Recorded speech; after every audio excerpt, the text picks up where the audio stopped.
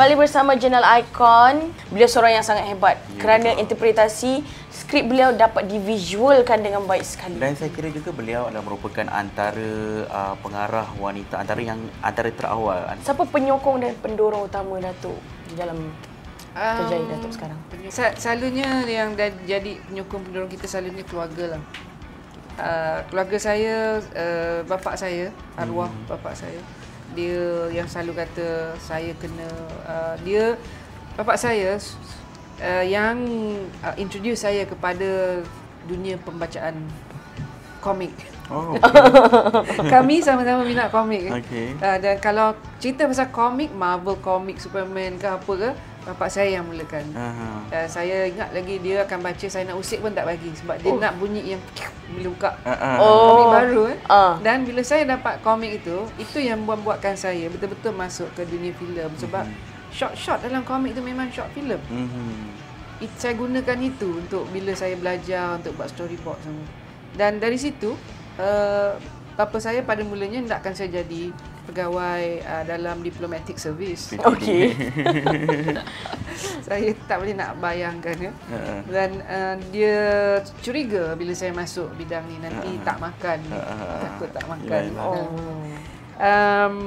Bila dia tengok saya betul-betul minat, dia dah tak adalah nak lecture saya lagi. Okeylah, dia buat dah betul. Sehinggakan bila dia tengok karya saya, dia kata apa yang buat kena buat betul-betul. Kalau itu nak buat betul-betul. Dan dia punya moto, tak tahu jangan takut tanya. Biar orang ketawakan kita tapi mesti tanya dan jangan dapat sesat jalan. Itu dia punya moto adalah, dan saya gunakan itulah. Jadi saya sedikit dalam filem, saya buat teater juga dan filem. Jadi dua-dua bidang ini dia memaksa kita berfikir dan bersuara dan kita jadi tidak takut bertanya. Itu yang dilatih di universiti. Yang mendorong saya di universiti, pengarah teater saya seorang wanita Amerika. Dia yang menjadi pendorong. Dia begitu strict dan dengan disiplin, dengan memaksa kita berfikir, mencari solution. Dia kata tidak ada perkataan impossible bila buat kerja kreatif. Tak ada. Jangan biar saya dengar awak kata tak boleh, agaknya tak ada. Daripada latihan itu yang dia beri, dan sehingga kan saya bekerja, saya rasa perkataan tu memang saya takut nak guna. Dan saya akan cakap dengan semua orang, apa juga yang kita buat, jangan guna perkataan tak ada dan tak boleh. Seboleh-bolehnya kena ada dan mesti boleh. Itu yang menjadi orang-orang belakang saya. Kemudian bila orang mengkritik karya kita, mengkritik kerja kita, selalunya yang baik dengan kita keluarga kita lah. Yang dia kata, semua okey apa bang. Kadang-kadang cakap, tak apalah saya nak dengar je. Tapi mungkin betul apa pengkritik kata kan. Dan inilah orang yang sentiasa faithful. Apa juga karya kita buat, mereka akan sokong. Apa juga yang saya buat, keluarga, saudara mara akan datang beri sokongan. Dan tak kira lah bagus ke tak bagus ke, mereka akan tetap kata bagus. Okay, mungkin ada apa kata orang, momen-momen ataupun kenangan sepanjang kerjaya Datuk Suhaimi Babon. Kenangan pahit, kenangan manis. Pahit banyak, manis tapi pahit bila kena tipu. Banyak dalam industri ni memang banyak. Normal lah benda tu ya. Dan sebab itu saja di penulis. Sebabnya saya ramai yang kita dah bayar untuk menulis tapi hilang. Saya ingatkan mula-mula akhirnya kita kena tulis sendirilah. Kena menulis sendiri kerana mungkin lebih kepuasan ke? Rupanya ada cerita sebaliknya. Sebab selalunya saya suka buat cerita saja. Kemudian saya bagi pada penulis. Dan saya sudah juga mengupah penulis. Semua tak jalan lah. Kita halfway mereka hilang.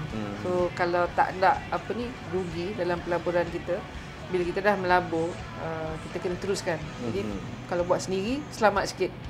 Dan kita ada gunakan tim, dan tim ni yang akan nak kutuk, nak apa ke, inilah dari tim ini juga. Jadi bila kita buat macam tu, kita ada dalam industri ni, kita ada orang di belakang kita yang berani bercakap dengan kita, itu salah. Saya perlukan itu. Kalau kita tak ada itu, khususnya dalam penyuntingan pasca produksi. Kalau tak ada orang kata sini boring lah, you kena gugurkan. Tak ada siapa berani cakap Macam tu. Ya, jadi saya perlukan orang yang berani cakap. Jadi sebab itu saya percaya pada beberapa orang, bila saya dah siap, dia akan datang tengok.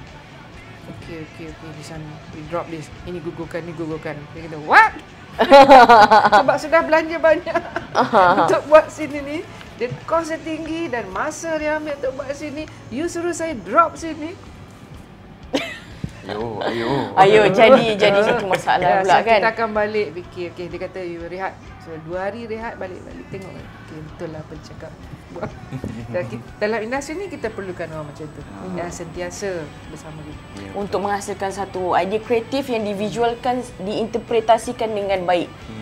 Saya rasa Hayat awak suka sebut interpretasi. Betul. Word of the day hari ni. Word of the day, interpretasi. Sebab bagi saya, setiap filem yang divisualkan oleh Datuk Suhaimi Baba, begitu disampaikan dengan baik sekali, dengan isi kandungannya sekali.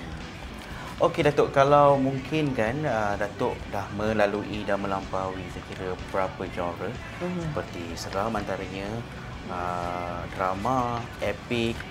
Untuk kita dah tahu yang Putera Merdeka ni sekitar epic dan yang akan datang ni juga epic. Sejarah, filem sejarah. Epic ada dan saya ada buat untuk contemporary pun ada juga. Okey. Jadi apa yang berlaku, saya ada mungkin pada masa sama saya bangunkan 3-4 cerita dan skrip. Dan kadang-kadang saya menulis sekali 2 lain-lain genre. Bila muak yang ni dah tak tahu mental block kat sini, saya pergi kat sini pula. Dan saya akan buat mental block kat sini, saya pergi ke cerita ni. Kadang-kadang memang kita takut nak tengok laptop bangun pagi-pagi ni, alamak dia kena tulis ni sebab kita punya disiplin bila bangun pagi pukul 6 saya akan menulis straight, tak berhenti, mesti 1 jam menulis. Apa juga saya akan tulis lah, tak kira apa subjek. Kemudian baru saya boleh buat benda lain. So itu yang kita buat. Dan bila kita buat macam tu, kita ada cerita nak tulis dan tak ada orang nak menulis. Ini yang berlaku dalam negara kita sekarang. Kita punya kelemahan di bahagian skrip. Kita tidak ada di Hollywood, dia panggil skrip doktor. Bila kita ada cerita, ada skrip, ada orang untuk macam doktor lah bagi ubat kan, cari apa. Kalau demam skrip ni dia betul kan. Kita tak ada orang macam tu. So jadi kita kena sendiri cari kawan-kawan jadi mendoktorkan skrip kita. Itu yang tidak ada di sini. Sebab itu kita, kalau kita tengok dalam industri sekarang ini, bergerak cepat, banyak tajuk yang kita tengok, banyak filem kita ada, tapi kita masih ada kelemahan kita dari segi skrip yang kuat. Yang di mana kita, kalau kita nak bawa industri ni ke luar negara, yang priority, yang nombor 1 yang kita kena atasi kelemahan kita ialah skrip kita. Ini yang sekarang ini kita tidak ada jawapan pada itu. Dan ini yang kita saya, kalau sebab saya pembikin filem, ini satu frustration dalam bidang ini yang kita nak bina, nak perkukuhkan, tapi tidak cukup kemahiran yang diperlukan dalam bidang itu. Tak ada diadakan macam kursus penulisan skrip.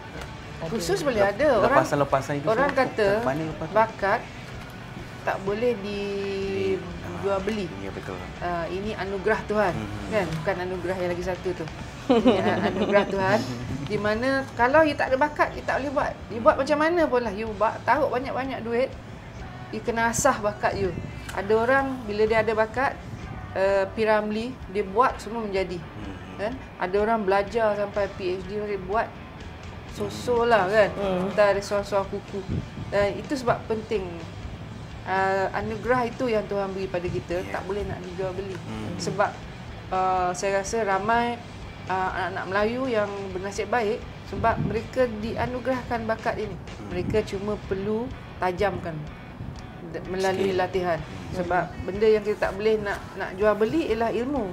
Untuk sokong bakat kita, kita kena ada ilmu itu. Dan itu yang saya selalu tidak setuju kalau orang tu memberhentikan anak dia dari belajar untuk nak masuk bidang. Sebab penting untuk berfikir, untuk berkarya, ilmu kena ada. Ya, setuju. Kita perlu pandai dari segi bakat dan pandai juga untuk mengimplementasikan bakat yang kita ada. Betul. Sebab ilmu tu yang memberi kita cara untuk membuat interpretasi yang menarik. Kalau tak ada ilmu, dia flat. Setiap kali kita interpret sama aja. rasa kepada keadaan. Kita tengok dari segi lakonan, kalau orang tu sama juga lakonan dia. Sebab ilmu pelakon Macam tu tidak cukup. Kena berada di luar daripada kotak. Ya.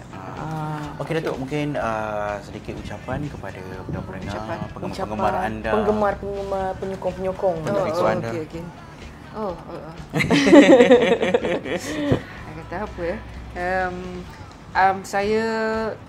Saya mengucapkan terima kasih kepada mereka yang selama ini menonton karya saya dan sentiasa menyokong dan teruslah menyokong bukan sahaja filem saya tetapi filem tempatan ke Pawagam, sebab itu satu sokongan yang amat kami perlukan.